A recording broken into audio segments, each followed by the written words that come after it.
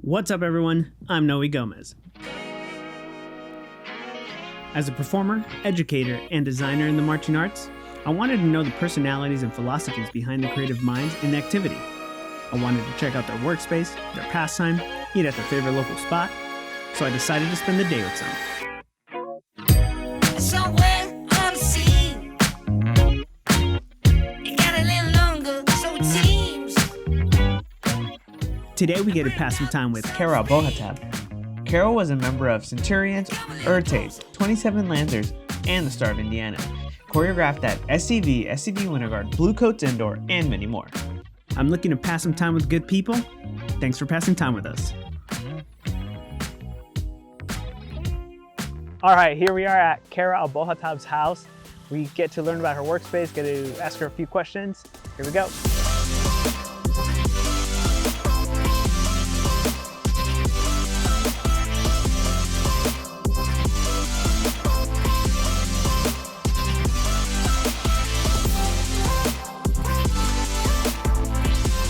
All right, Carol, thank you so much for having us here in your home. We're super excited to be in your workspace and learn more about, what you do in here. So what is the first thing you do when you feel inspired? When you feel something, you're like, okay, this is taking me somewhere. What's the first thing you do? I just come into this space and I just kind of start moving with it. Sometimes I write down an idea, but I try and do both at the same time because I'm always like cognizant of I'm gonna lose it. Yeah, it's a little combination of both, but the movement is definitely the first thing that you kind of go to. Yeah. Got it. Who was the instructor that influenced you the most? Are you talking color guard or dance or? Let's say color guard. Color guard first. I want to say a couple of people that really inspired me right off the bat were Scott Chandler and Stanley Kanab. Yeah. Scott, of course, I started teaching with him right away. After I aged out of drum corps, he had me at the Spirit of Atlanta. Oh, yeah. And just watching him go through all of that process, but Sal is also big inspiration. And the late Tam Easterwood. Right. They were all George Zingali too. Oh my God, I can't forget. He was my biggest, probably inspiration for having that passion. Right away. Wow. Yeah, but Scott in terms of dance. Yeah. Wow, that's awesome. All right, so our next question actually comes from Mark Strati, who's one of the creators of the Get It podcast. So shout out to those guys and Tykeem. Tykeem and Johnny. So I just want to give them a shout out. But their question is, what turns you on creatively and what turns you off creatively? What turns me on creatively is having a group that I can go into or early on that, I was with that kind of understands the process and how it is to kind of be involved in the process, and also to have that time, that waiting time, that where I like to call it like a little incubation period or a moment for intuition to really come into the whole process. Yeah. And so when a group is like with me on that and we can go forward together, that is awesome. And they're part of the process and they know when to kind of hang back. When they give, Exactly. And then what turns me kind of off a little bit creatively is when, and this is of no fault of any instructor I've ever worked with, so please, but when somebody says like, hey, could you do something really cool here? And I'm like, oh my God, that pressure, because of course I want to do of course you want to what's cool. Very cool, but I have to sometimes wait for it. Right. It's not just like you have a file of cool ideas and you're like, I always say I'll go to the bag and I left my cool bag in the trunk. That's hilarious. Yeah. That was good. Anyway. So what would you say to young women trying to become choreographers in our activity?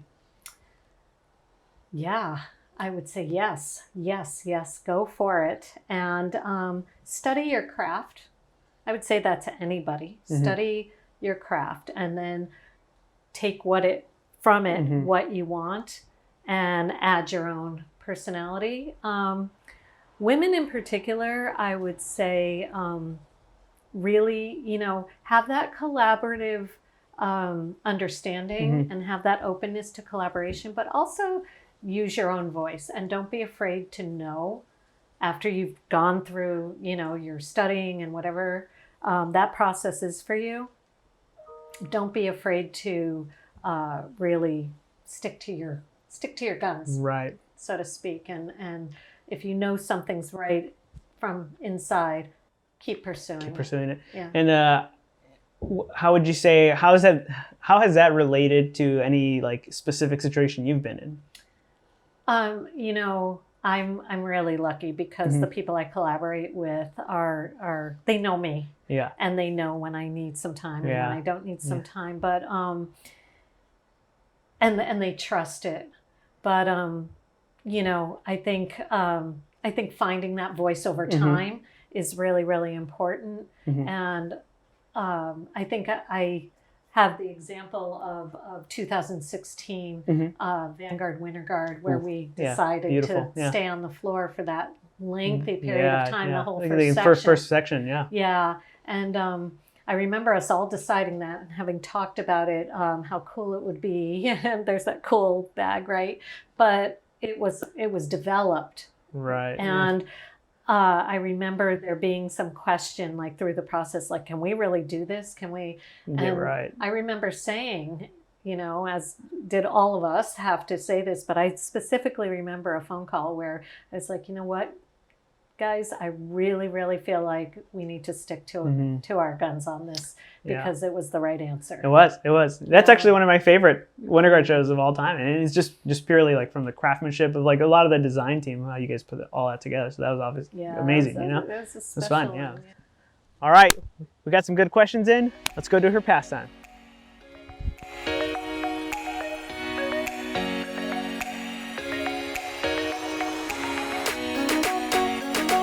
All right, here we are at the Montalvo Arts Center in Campbell, California. We'll be joining Carol on her walk. Here we go, let's do it.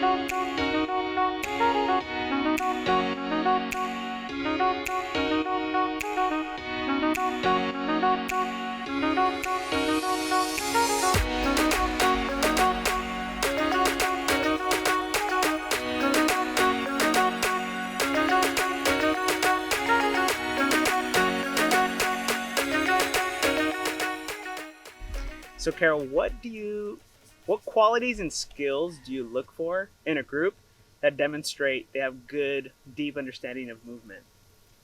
Yeah, that's changed for me over the years, in terms of like what people would think of as technique. But one thing that hasn't changed for me is a group's ability to be grounded and to really feel their weight. And what I mean about that is that a lot of times you can just tell when you go through a training yourself, if somebody is just mimicking movement or if they're actually, what we say, embodying it, right? Yeah. Or really feeling it for themselves and really kind of owning it. And I think, as we've progressed in this activity, and a lot more people have gone on to study and really think about how they're going to train, I think that's become more important. And so when I look at a group, I can tell, someone, and these are groups that I've worked with before, but I haven't trained lately. People like Vanguard and Bluecoats, even their core proper has the understanding of really embodying and feeling movement. Right. So is there a specific technique that you feel your style of movement embodies the most? And what is it if you do?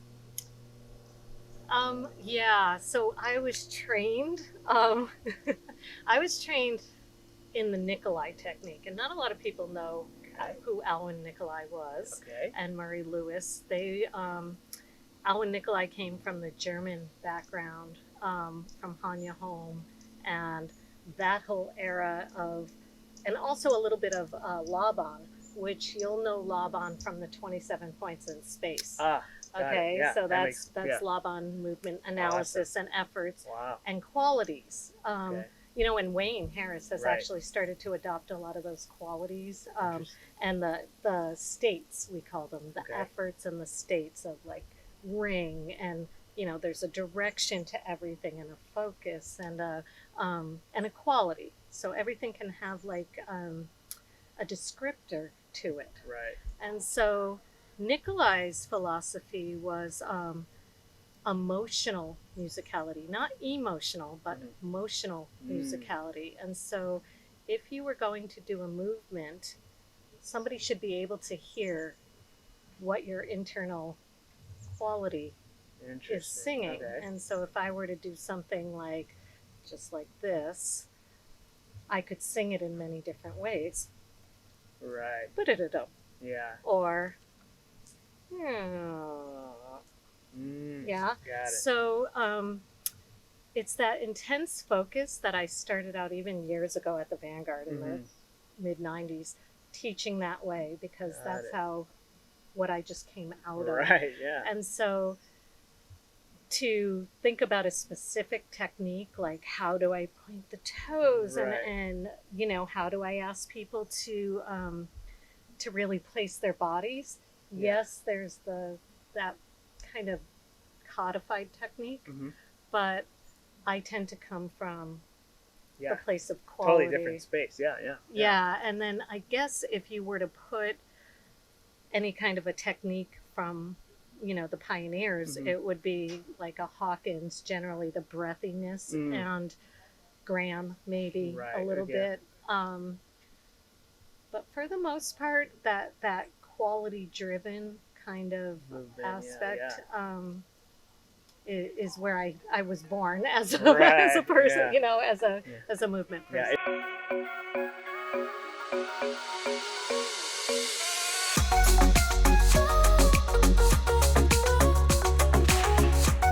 All right, here we are at Orchard Valley Coffee in Campbell, California. Let's check it out.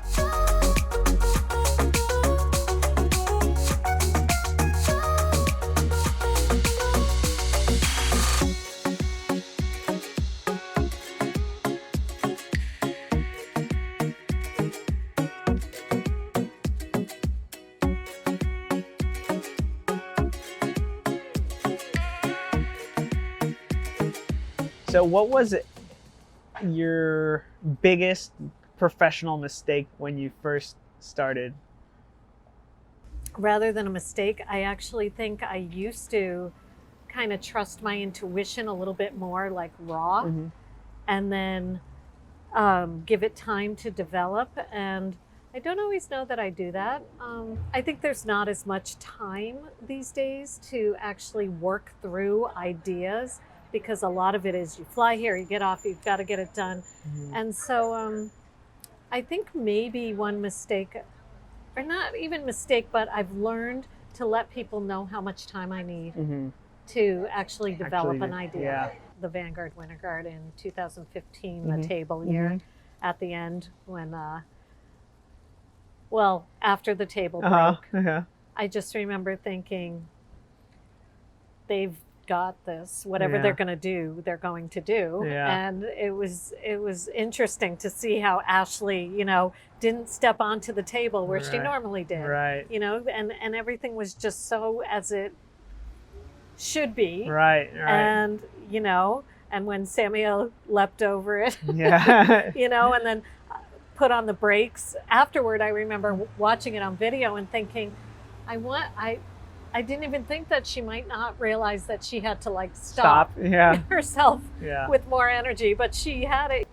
That particular group was, and this has happened over the years, but that particular group was just so close that Right. that whole performance felt like there was an energy Yeah. Oh, to yeah. it that had that kind of connection with the audience. So it was, Yeah, it was beautiful. yeah, it was a good one to watch. And I think everyone was looking at that performance being like, what are they gonna do? And everyone got tense, but they just like maintained like such like a professional quality to everything. It just seemed like, all right, this is it. We're doing it still, It seemed Yeah. so poised through the end despite it, And that was a great group of kids Yeah. too. It really. All right, so we're gonna wrap this up with some quick questions. You ready? Okay. Yeah. All right, here we go.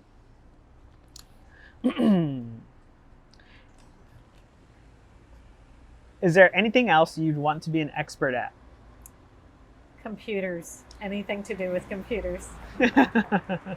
If you had a birthday party, what two people would be on either side of you? My best girls, Kathy Pearson and Melissa. If only your room, desk, or car could be cleaned, which would you pick? My room. Your best friends' birthdays are coming up. How do you go about picking their presents? I think about what they really like, and then I search for it wherever I can. Yeah, wherever you can. What's your favorite drink? Prosecco. Prosecco. What's something you can't do? I cannot play an instrument. What's one thing you still have from your childhood? I actually have a teething ring, which I don't think I teethed on, that has a bell on it. Oh. Yeah. What's one habit you wish you could break? Biting my fingernails. And what's the best gift you've ever received? On my 40th birthday, I got a treasure hunt, which led me to a bunch of different gifts, including a little trip. That's well. awesome. So what show felt like it took you the least amount of time to write? I want to say like 1999 Vanguard, Summer. Yeah. That show just kind of, I don't know, I connected with the music, Mm-hmm. and I had ideas going the whole time. Yeah. What was the best concert you've ever been to? Sydney Dance Company. Wow. All right, well, that's it. Thank you so much. Thank you for Yeah, passing on thank all this you. wisdom to everyone watching. Everyone's going to appreciate it, I'm sure. Is there anything you'd like to plug? Plug. Oh, okay.